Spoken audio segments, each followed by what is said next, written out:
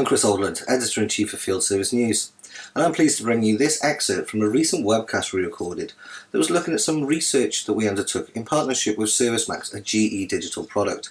The focus of the research was looking at the changing face of the service engineer, and in the webcast myself and Oldland and Notter, Director of Global Customer Transformation with ServiceMax, looked through the research findings, spotted some trends and tried to put some context and understanding around the insights that we drew from the research.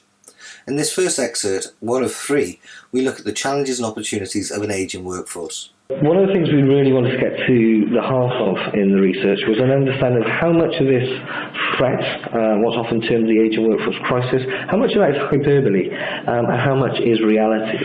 So the first question we turned to was looking at asking our audience how much of a challenge it is. And in fact, 73% of the respondents identified an ageing workforce as a potential threat to their field service operations. But let's have a little breakdown of how severe that threat level is and how companies were viewing that. So the next slide that we'll look at is going to show how big a threat to your field service delivery do you think this issue will be across the next 5 years. This was a question we put to our audience. What's interesting here, although it's only a small percentage at the moment, just shy of 10%, those companies that indicated it was a severe threat, these are companies that have said, we know this is going to impact upon our ability to deliver service in the next 5 years. These are companies that are genuinely trying to put processes in place, but they accept that there's going to be a challenge. The two groups in the centre, those that see it as a significant threat, these are companies that have already moved on to putting processes in place, adapting their processes, and looking at ways that they can mitigate those risks, but again, they still see that it's going to impact their field service delivery. Those that see it as a moderate risk are in a similar boat to the companies in the significant category, in that they're actually already addressing the challenge. They think it may well start impact upon their ability to deliver service, however, they're hoping to mitigate it slightly better. And then there's this section at the end that don't see it at all. Just under a fifth of companies think there will be a limited impact. So really, when we kind of take these numbers together, if we look at severe, significant and moderate, that's where we see that nearly 3/4 of the market do see the threat of an ageing workforce as a major challenge for them. So I think we can firmly kind of establish that the issue is real and it's a genuine challenge. So that's the bad news. The good news is, how do we look at moving beyond that? How are these companies? I mentioned companies are looking at putting in solutions to kind of move past this. 56% of companies are looking at remote assistance technologies. Now, why is remote assistance the one technology that is really leaping forward? We're going to look at this in a bit more detail, but from my perspective, it solves two problems here when we look at this challenge.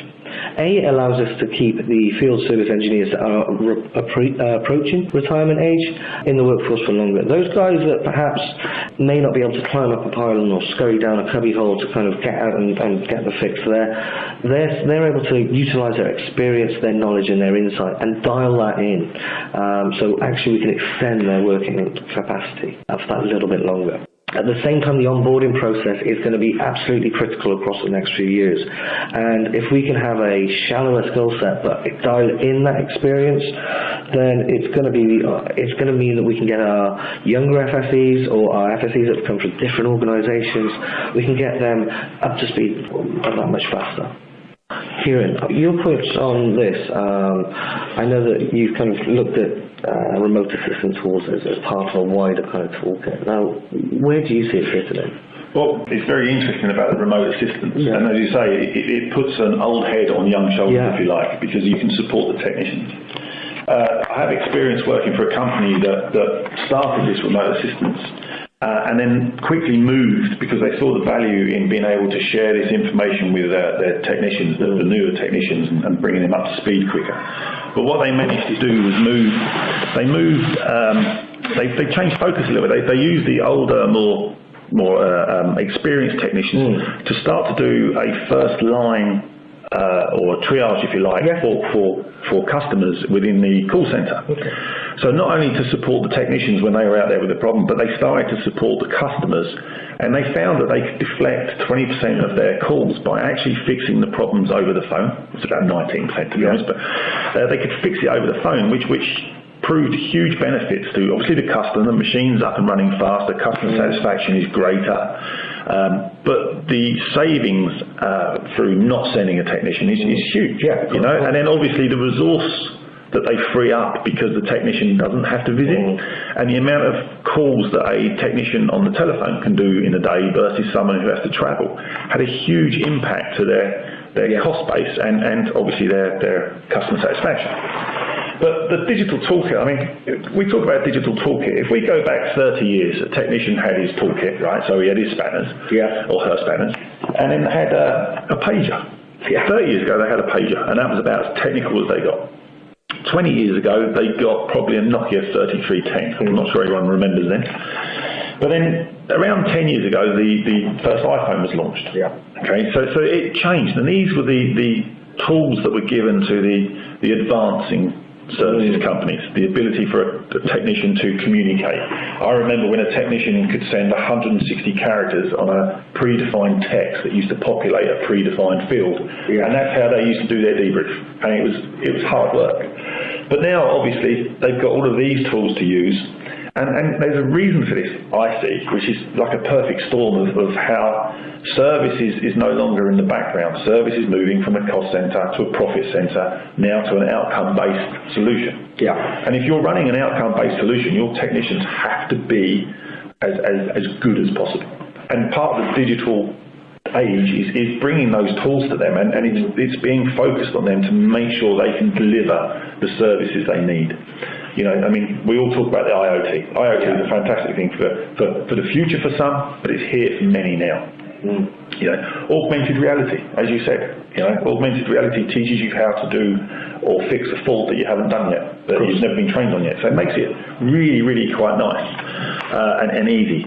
Drones, robots. I mean, some people might say drones is part of your fun side of your job, but it's very important. Everyone likes flying a drone. So we've got standard things, you know, 3D printing. You know, GE now do fantastic 3D printing with metal and other substances. So you know, you no longer need to carry a supply chain with you because you can do it with the 3D printing. Obviously, that doesn't work for everybody just yet, but you know, the RAF use it with the Tornadoes and the Eurofighters. It makes sense. And as an example, there's a lector here, which is a $1 billion Swedish medical company that really focus on cancer care and management of brain disorders in over 80 countries and in 6,000 hospitals. So you could argue that, I mean, that really is a life product. So by utilising these tools in their entirety, they've got 78% of their products are connected. So they get the data, they can analyse the data, they can send technicians to fix things before they break. If you have a 40% increase in your first-time fix, I mean, you know, for the audience, what would that mean to your company? That is a huge benefit where you don't have to send the technician back, which means they can go and do another call. They don't have to get another technician to cover their call that they were going to do tomorrow because they have to go back to do this one. So there is huge benefits. 10% increase in revenue. Don't really need to talk about that. Of course, everybody's up with that. And then a 10% decrease in average time to repair. I mean, that's a big bonus for the customer and for the technician. If you think a 10% decrease in mean time to repair may be the diagnosis of another patient. So it's very critical to what they do for a living. So it's a great example of how all of these tools put together in the hands of a technician and the back office, if you like, to share and give the benefits to a company like Oldland. Well, yeah, and it's kind of threefold. You know, it's benefits to the client, it's benefits to the engineer, it's benefits to the organisation themselves. And that brings us to the end of this first excerpt of the webcast, one of 3 that we'll be putting together for you. However, if you'd like to find out more about the research, if you'd like to see the full webcast, or if you'd like to read the findings in an exclusive white paper that we created to explore the findings and the insights and the trends of this research that we conducted in partnership with ServiceMax, a GE digital product, then you'll find links below. But for now, thanks so much for taking the time to listen and watch, and we'll see you again soon. Take care.